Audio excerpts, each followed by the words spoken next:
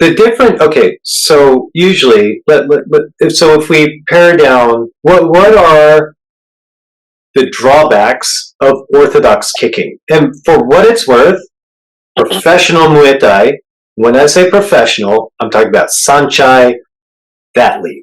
They kick differently. They do not kick like the rest of the Muay Thai guys, Mm. right? Sanchai is very light on his feet. His kicks, punches, supremely connected, very on point, on balance. Okay, so like when somebody says, "Oh, Muay Thai kicks like this," it's like sucky Muay Thai. Like your average Muay Thai guy might, some Western might kick like that, but does Sanchai kick like that? No. Do any of the guys from his gym kick like that? No. So there's a difference, and there's actually overlap with what we do in that sense. So usually, if you throw like from your hip, right, and you in kyokushin, like you bend the knee and you want to crash all the weight down. The problem with that is that your body axis gets thrown off, right? So if you were to miss the kick, your body's going to spin through, right?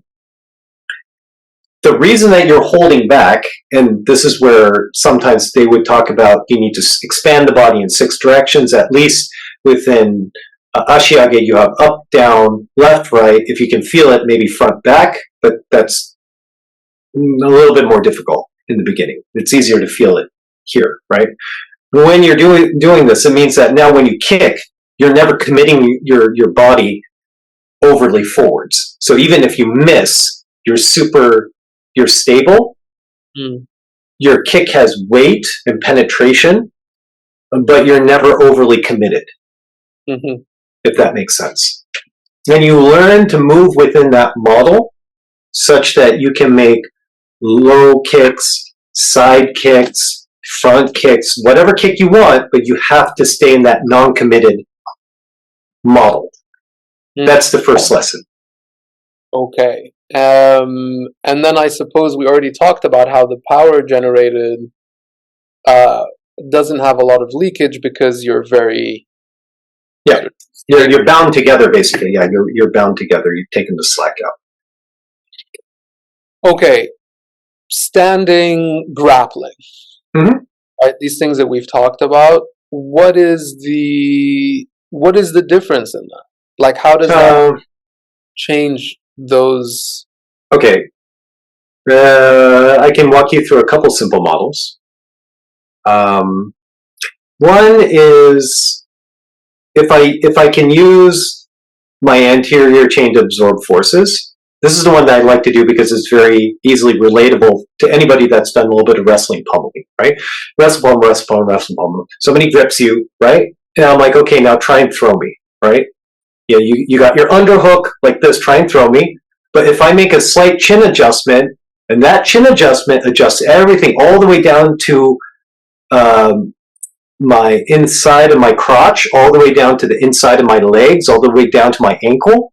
Like there's an actual adjustment that I feel all the way down there. That's actually the essence of Mabu. The first essence of Mabu is that when you're standing, that adjustment goes all the way down inside of your arch. That's the Ma, right? So I use that in ground as well. I'll just articulate my chin to control my legs, and they can't figure out where the source of the force is coming. It's because it's coming from my chin, Yeah. right?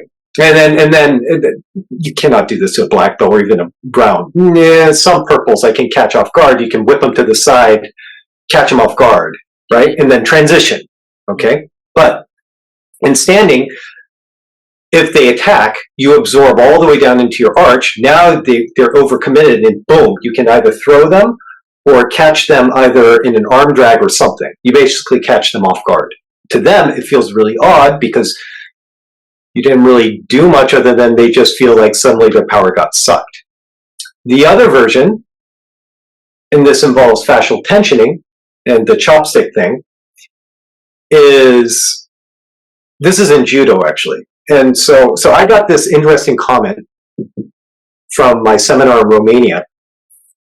Got it on camera actually, and it was this gentleman who started in judo. He was the Romanian national champion for judo.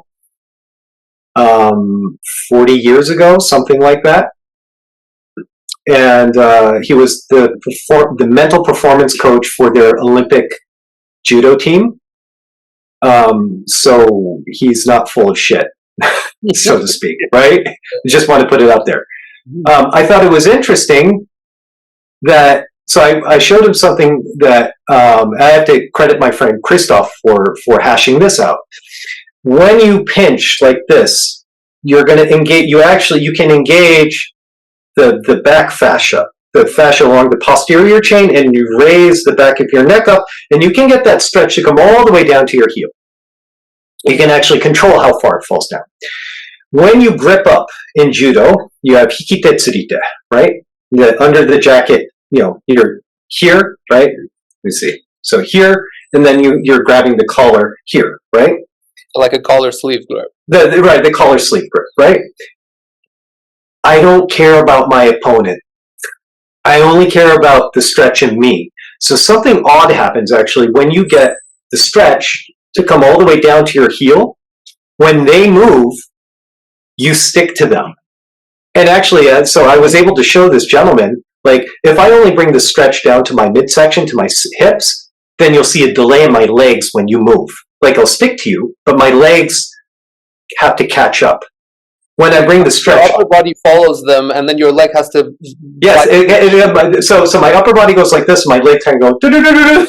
It's like, right, and then I'm like, now I'm gonna make it more holistic. It's gonna come across all the way down, and as soon as it comes all the way down to my heels, and he moved, like he and I are in sync, and he got this really big smile, and he was like. He came when we were drilling, and he said, it took me, he's like, my Japanese judo coaches used to tell me, don't grip like this, or don't grip like, et cetera, et cetera. When you grip, you need to grip like this. And it took me 40 years for somebody to finally show how to do that, or why, and to recreate that sensation. So to me, that he was like, this was a very odd feeling that he got 40 years ago from the coaches. They are not in the Olympics, and you have these Olympic national champions at the time. And Romania's judo was very good at the time. It was East Bloc, right? But they didn't have this, so to speak, right? Which I thought was interesting, right? So in stand-up grappling, this is what allowed Mifune to do a lot of the crazy crap that we suspect that's what allowed Mifune to do what he could do, because it's a lot like ballroom dancing.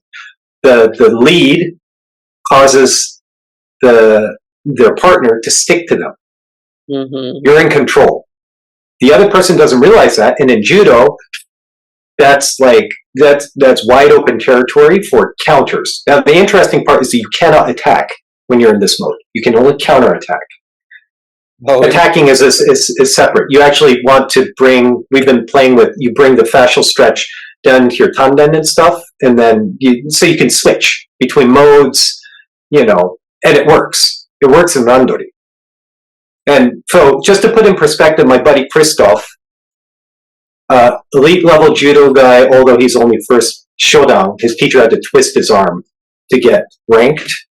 But the only people that give him problems are the university kids that are vying for the top spot in all Japan. So when he says it works in randori, he means it works. Yeah, we're going to get, I think, to the live part in a second. I just want to be able to sort of understand what some of the possibilities are, so I can ask you the question about aliveness without sounding like an idiot.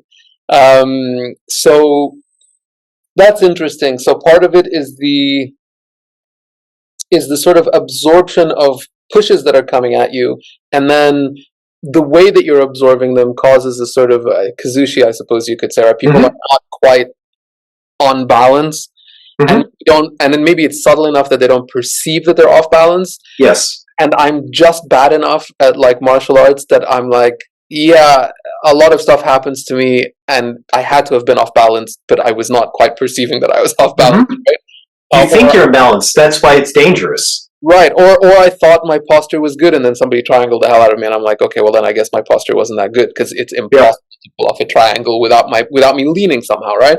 Yes. Okay. On the ground. Now this is an interesting one. I see all these like clips of like of Ark, like, and he's doing all this stuff, and it's very cool. Like, you know, all this kind of Agate stuff. People are like flying up in the air. Yeah, yeah. This is awesome. Actually, the thing that hit me like hardest was there's one clip of like a seminar that he's doing, and there's like one tiny little shot of like a couple. There's like a couple of seconds long where he's like on his knees, yeah, but like up, like L-shaped. Yeah. And there's a dude with his hands on his shoulders, and the dude's bigger than him. Oh yeah. Guy is standing, and he's like, you know, knees, but he's like leaning on him. Yeah. And Ark is just kind of like, you know, he's got his arms out like this, and he's just kind of like la la la, and he's not being pushed back. Yeah. I thought to myself, you know, if like I got actual flashbacks of like people that I've rolled with, you know, and I was like, if I could be stable from that particular position, that day would have gone much better, you know? Yeah. It seems to me weird to transpose some of the stuff that you're saying to groundwork. But I also think that's because I don't really know much. So what are some possibilities for the groundwork?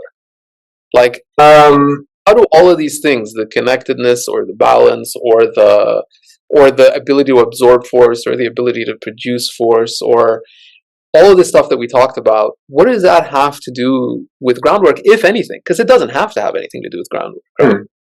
No, so first off, it does, and that's why I got a buddy, Niranjan, who rolls out of Carpe Diem in London, and so he gets to meet a lot of top-notch fighters.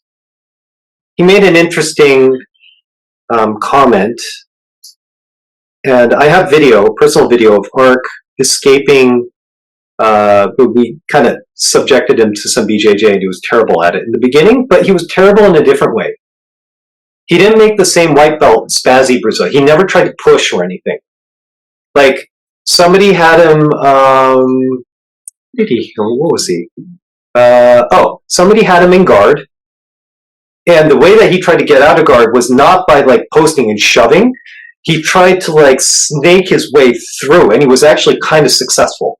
And then he almost, like, gave the back to the other guy, which is, like, a no-no, but that's fine, because it's only his second time.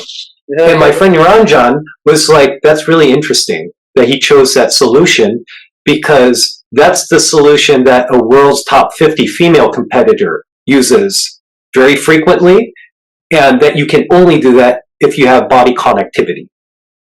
Hands down. And granular control at that. You know? I personally, when I figured out how to use the front through the chin, that was like my go-to model just to frustrate people, where as soon as I got you in guard, I would never clamp down with my legs. I would adjust my chin. And that would actually cause my hips to rise up in the way that you'll see, like Danaher talk about. You have to get your hips on top of the other guy's hips. Yeah. But it wasn't just about that. It was like now, like my art, it's like I'm sitting in Mabu on top of the person, and I was like, of course it would be heavy. It's like, because now I'm controlling like my legs through my chin, and I can literally feel my weight like past you, like in my feet, like at the sole of my foot, and now I don't have to clamp down. And now that person, if they're like blue or something, they're trying to stand up, and they're expending a lot of energy. I'm just like, okay, this is getting boring. So unclamp, grab the side, use my chin to swing my leg over, and then it's like an easy sweep, because they're not used to that kind of force coming in that manner, like a rope, basically. If I do that against a purple, let's say purple, brown, black, or something like that, depending on like whether the competitive level purple or not, you know, there's a difference, average versus like competitive, you know, that's not going to work. However, it does catch them by surprise for a second sometimes, right? Then if I use center line, and that's kind of like teeter-totter balance, my friend Christoph whipped my ass so badly, keeping the posterior like stretch. Like I've rolled with people and people will hand me. I have never been humiliated so badly as by my friend Christoph when he did it. It was literally, he picked me apart. like I was nothing. Mhm. Like normally there's something where you feel like, oh, I didn't know the escape for that, or I just couldn't, like, right, the brain is like, oh, I could have done something. It's like, I was like, I had nothing on this guy. The hell? And I'm just like, what are you doing? It's like, it's simple. I'm just doing the thing that we did with the judo thing. I was just like, and he has mass on me, but he's not using the mass. That was the interesting thing. And it's like he just like he's not using his mass to basically place his weight. He's not using the like Roy Harris is famous for this, and Bjorn is really good using pressure, top pressure, right? Yeah. He's not using top pressure, not like that.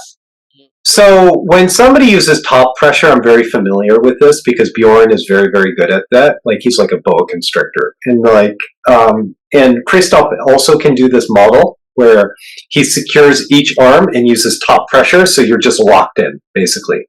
The difference between say Christoph and somebody like Bjorn is that Christoph comes from the judo school of newaza, which means they have 30 seconds to get that newaza. So he's lightning fast.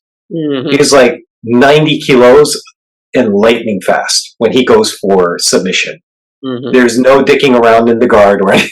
Like he just goes for it, you know, and it's actually terrifying because normally like the jiu-jitsu game is very, you know, it's slow, methodical, and fun, etc. And judo is actually it's much faster, and he can do both. But when he does the one where he secures each limb, that's a different feel. And certainly when Bjorn does it, like he can make himself heavy, kind of, and he can also make himself connected to the ground and frame up, etc., and you know. But when Christoph was using the fascial stretch, it was just odd. It felt like my body was coming apart at the seams. Like I couldn't put any power into anything. I couldn't adjust my body.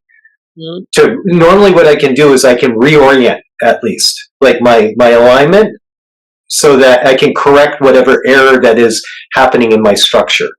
And normally what happens with somebody like Bjorn is because they're very good at controlling my structure, my limbs, etc. I'm like twisted. And so I just can't correct for it. And it's very understandable to my brain as to what is happening, why the error is happening, even though I can't stop it. Right. With Christoph, it's like an out of body experience where I'm just like, the f is happening? Yeah. And then it's like my friend Mike's looking at me. He's like, dude, it was hilarious. He's like looking. He's like on top of you, and he's going like, eeny, meeny, miny, mo. Which ankle do I pick? So what's the position that you were in? He was mounting you, or you were in his guard, or every position. We went from mount, side control, back. It's you know when you're a white belt and you got so totally humiliated and you go through every single position, or actually like if you're a blue and you get humiliated by a black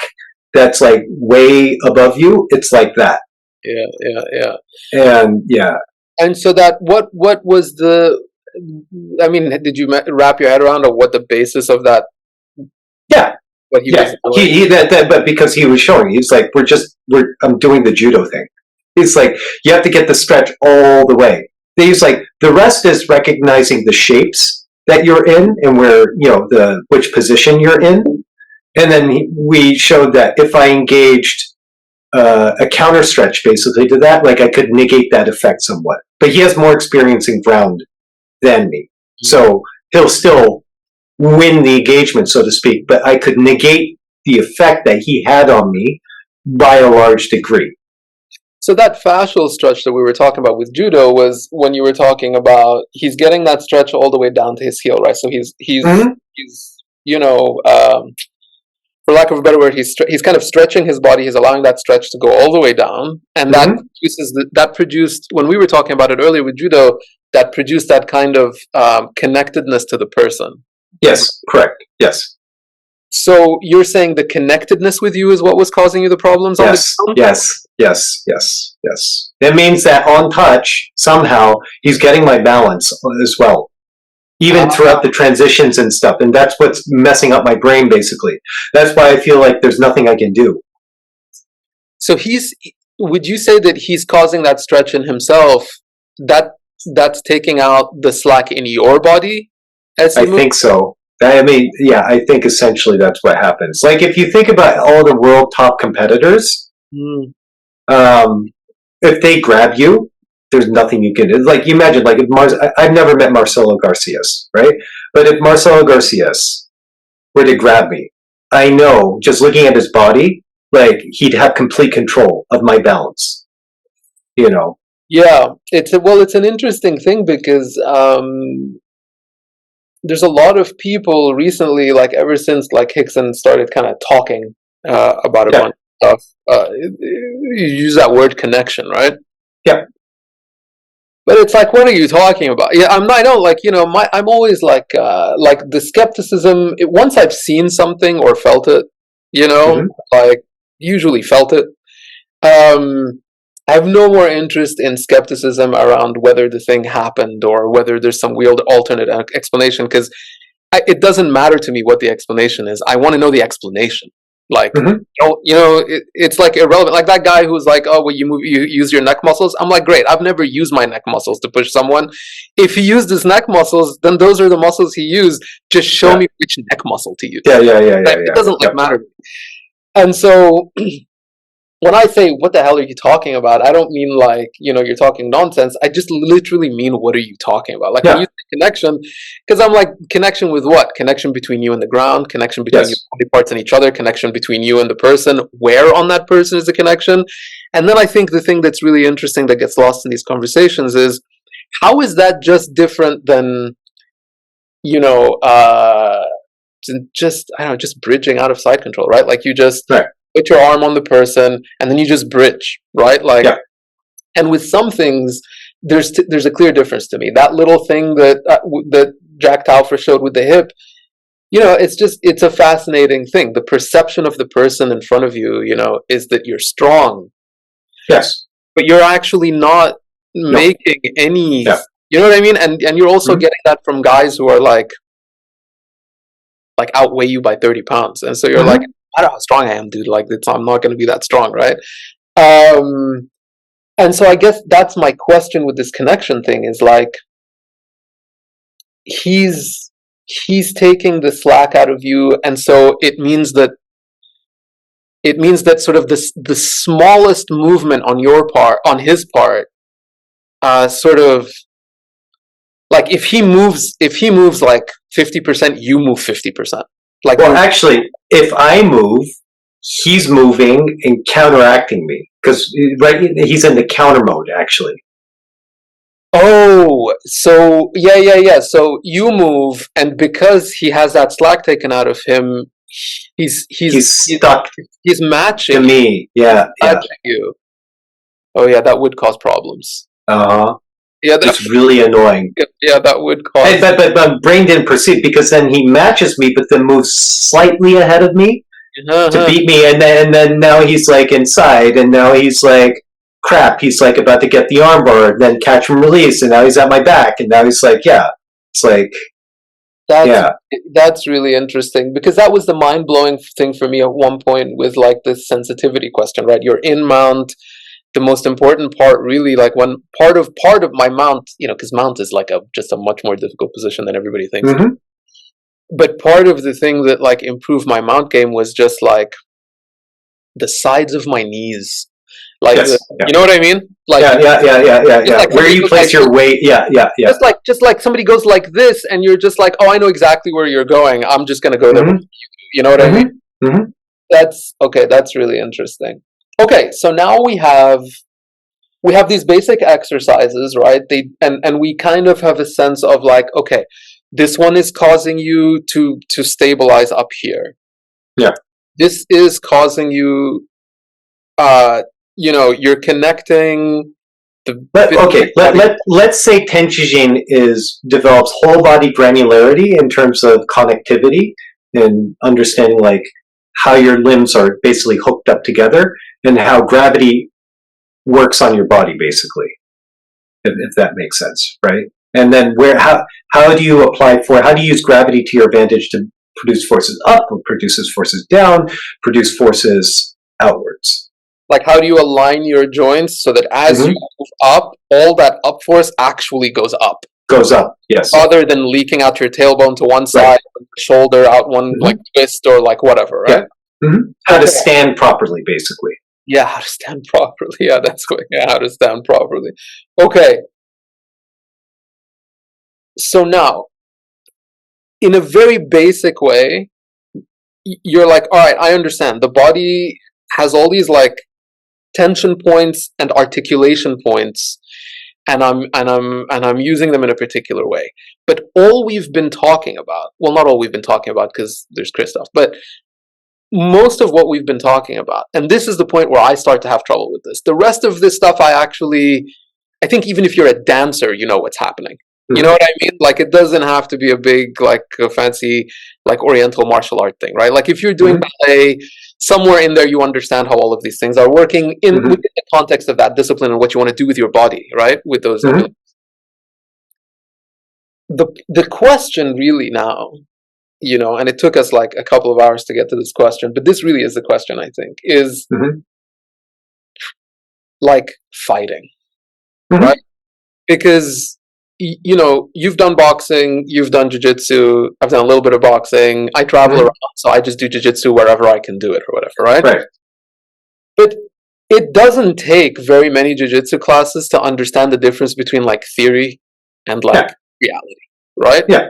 And so the question that I have is, to what extent is all of this practically useful? Because I'm a person, I like movement in general. Like, I realize that half my pleasure in martial arts is really just a pleasure in movement. So for me, it doesn't really make much of a difference. I would do this anyway. But if you're a person who's just like, I want to get better at jiu-jitsu or boxing or judo, there's kind of a little like gap between the ability to do well at these things, even these exercises, to have that granularity in your body and to do these, to sort of, to be able to put that in, as you put it, like a sort of experimental context, right? And then to actually be able to pull it off. How do you bridge that gap with all of this Aunkai stuff? Like, what do you train in order for some of this stuff to be available live, right? Or do you? Or is it not a thing that you particularly focus on? You're like, dude, just go and... No. Okay, so, I mean, this kind of opens up Pandora's box in terms of, like, usually how are combat sports taught? And the answer is not very well. Not very well, yeah. Right? Yeah. And in boxing, the way I've been taught in boxing is it takes 1 year to learn one punch. That's learned. Yeah. Right? Because boxing is deep. And this means that, yes, you start sparring at around 6 months, but there's a hell of a lot of touch sparring and basically brain training that goes on in the interim. Now, I'm being trained by a pro, essentially, not by the gym. But the gym, actually, the gym training that you normally see, I think, for Brazilian Jiu-Jitsu or whatever, is usually the training that's given to the people that are just, you know, paying the bills, so to speak. So they don't actually get the real training. Real training in boxing means you're doing plyometrics to train your fascial system, you're doing brain training, you're doing all sorts of things. That culminates in sparring. So likewise, if you ask me, how do I apply this? It's systematic in that way as well. And if you do not have these basic coordination, I mean fundamental sports coordination, if you can't A skip, B skip in a run, right, you have problems. You shouldn't be striking. Okay, let's get that. I don't care how much internal whatever you have. If you don't have basic sports not athleticism, but you don't have to have natural athleticism. You can build athleticism. You need some of it in order to perform under duress. You know, and all the feats that you hear of Sagawa. Well, Sagawa was also monstrously strong and probably a pretty good athlete. Yeah. And so one of the first things Anush had me do was dribble a tennis ball, because it forces you to use your hands, and he can check my footwork, because he's like, that's how you shadow. It's the same way you use your feet and your hands the same way in order to, when you dribble the tennis ball. When I gave Art the tennis ball, he had no problems doing it. When I gave it to a bunch of other people, they had a load of problems. They couldn't coordinate their feet properly. So if you're asking me, how do you do it? First, I'm assuming you have this base. Then what I do is I do a model. So say like if I'm working only on front chain, then first I start from the guard. Like how does my front chain adjustment affect my guard? How does it affect when I apply the arm bar? Right? I don't care about anything else. Mm-hmm. In fact, like I take the same approach if I were learning jiu-jitsu all over again. I don't care about passing the guard because I'm never going to get there in the next 3 or 4 years, right? Just start from side because we know where it's going to end up there anyways. Don't waste my time, right? So if we're going to end up inside, pick that situation, work on it. So likewise, I pick a certain alignment or adjustment and I pick a goal and I work on it.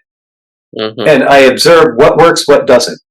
Same thing with striking. If I'm using the front chain to absorb like in a parry, so I can use my front here so that when they hit, it feels like you hit like cotton, basically. Mm-hmm. I do not practice like this in boxing because that is not the purpose. The purpose of parrying or mitt holding is so that you can get proper knuckle contact in order to set the person's punch. You do anything screwy, you will rightfully get your ass kicked by your coach.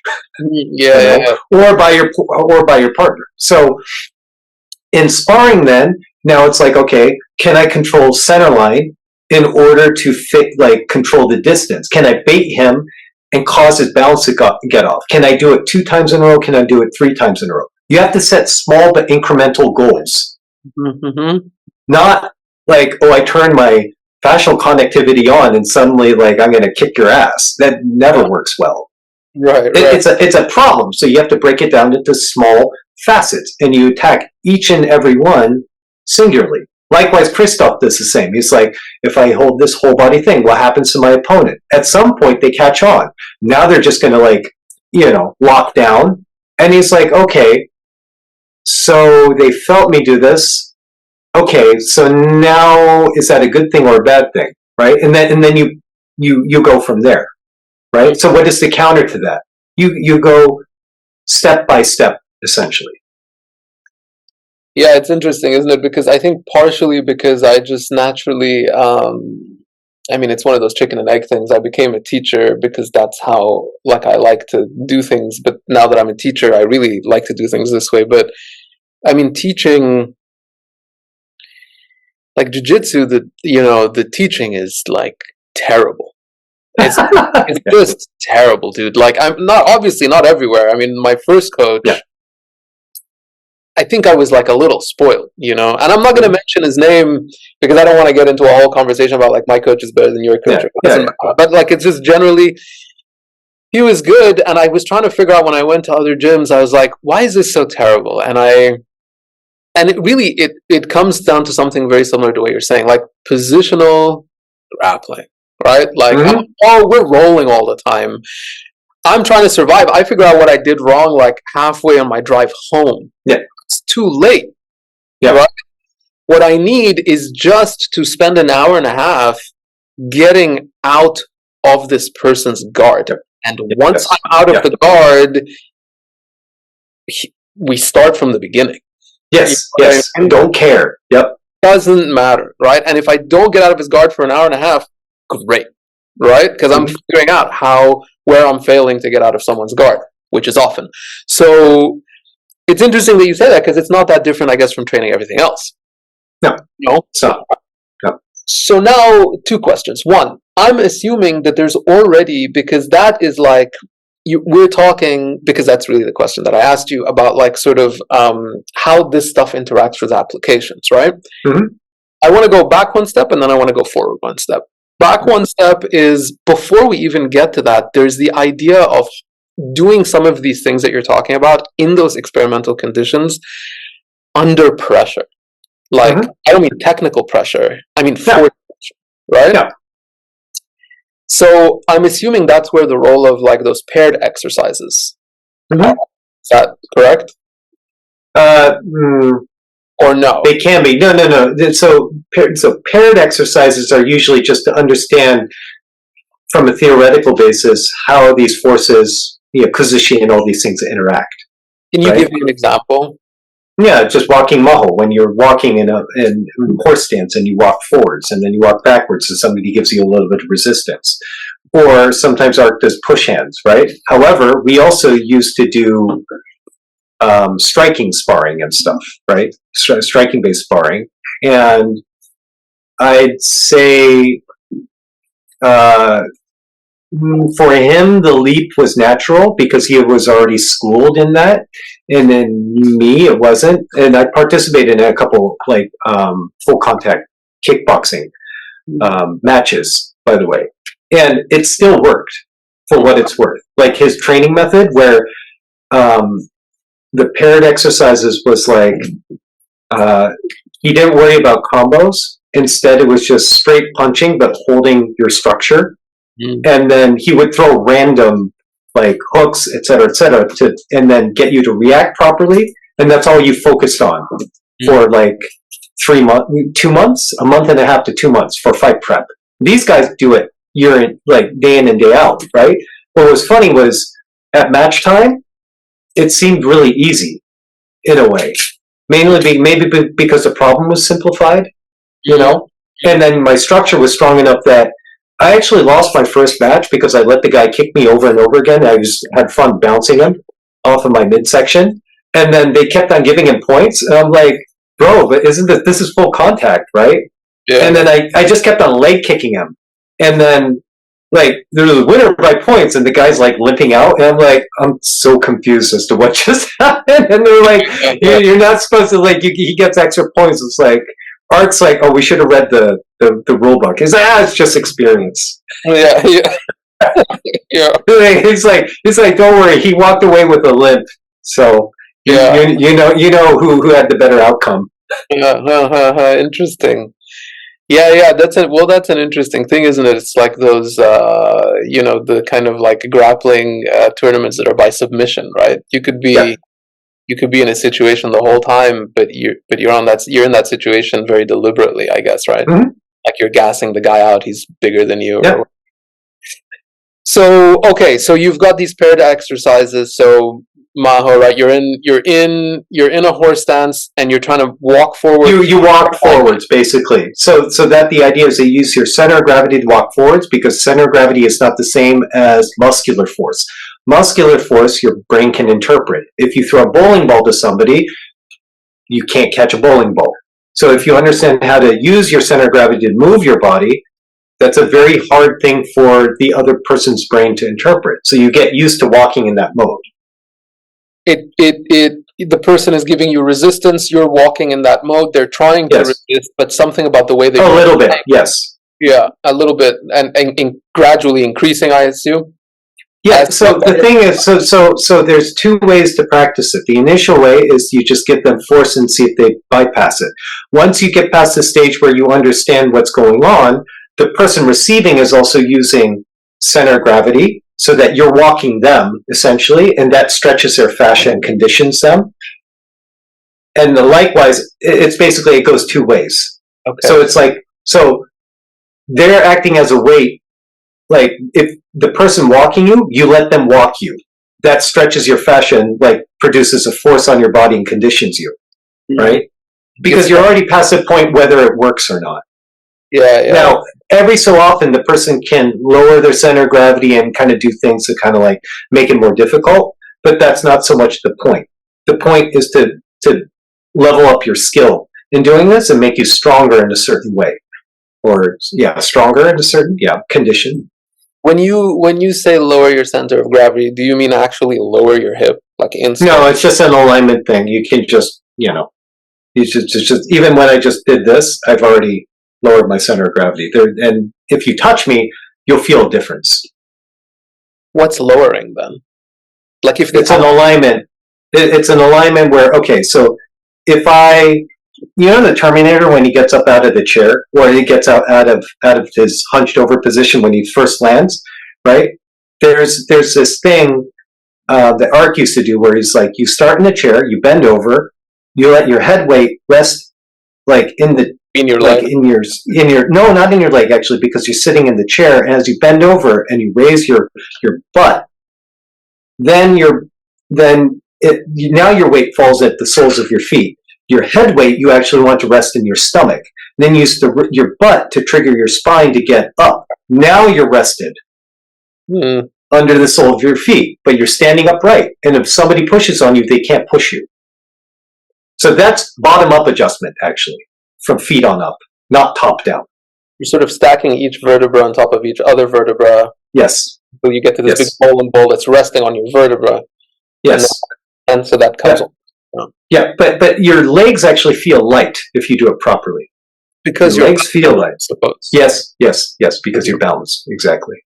Yep.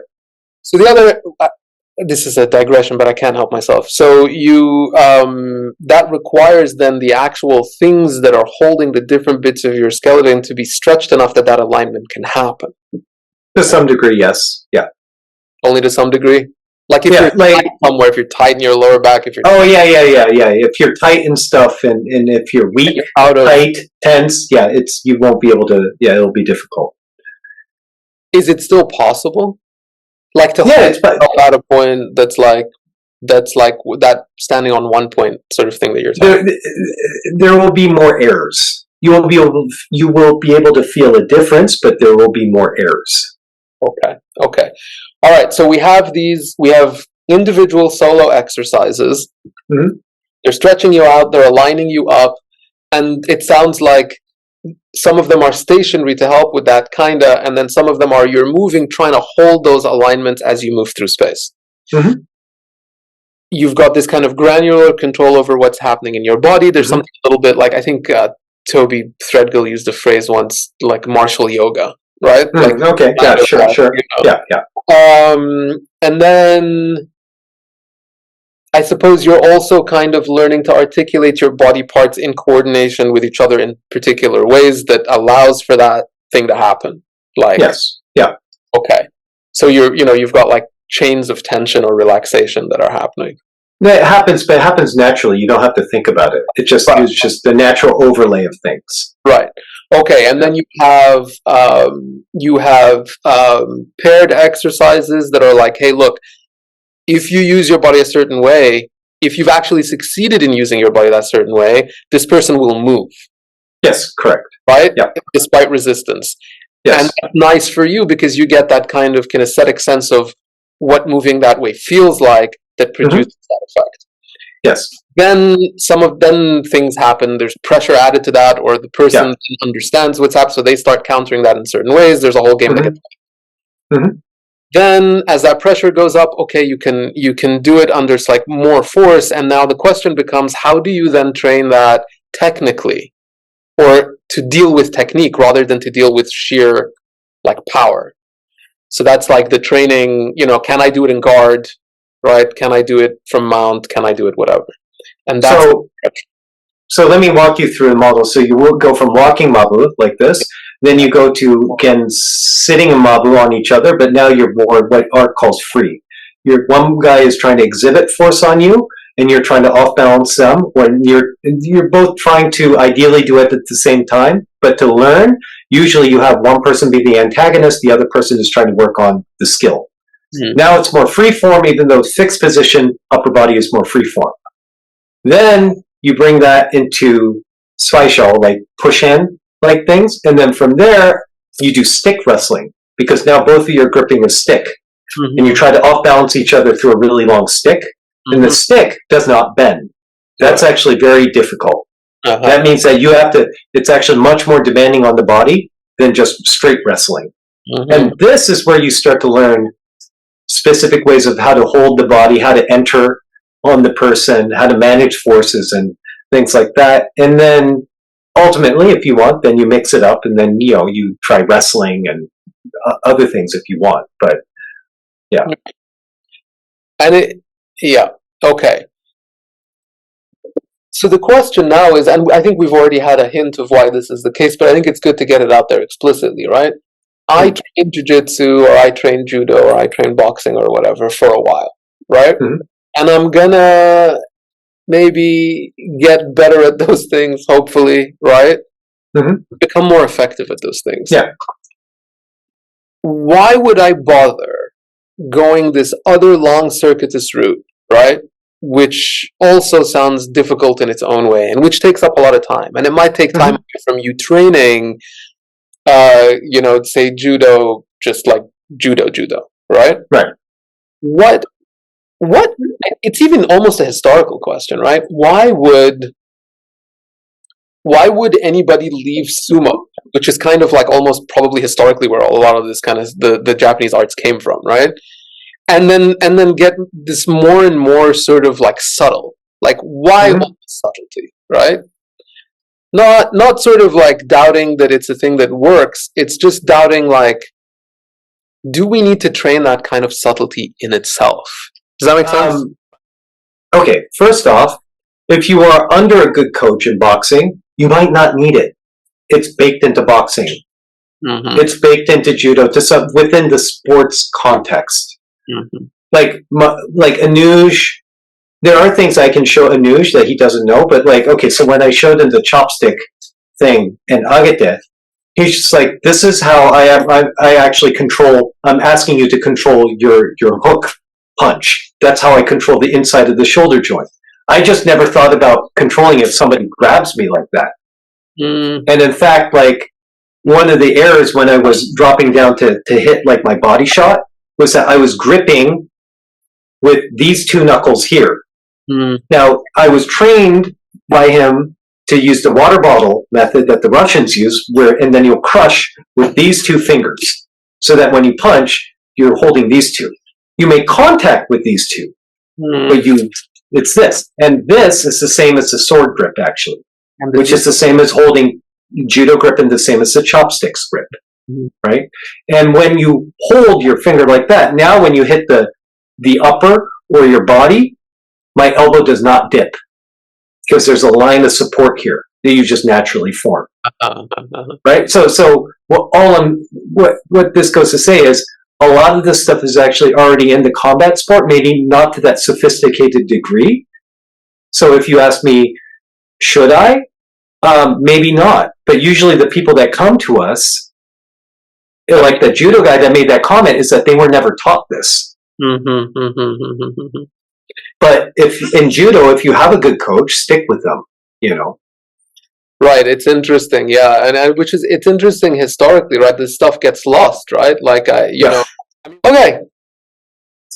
I think that's a good point. Well, maybe one more thing. But this will be the last thing. If you do it, what is the advantage, right? Like, and I'm thinking this because often when you're in actual, you're grappling or you're rolling or like whatever, things are so basic, right? Like things have to come down to fundamentals. Like I think for me, very quickly, a lot of complicated techniques, we kind of do them because they're fun in jiu-jitsu.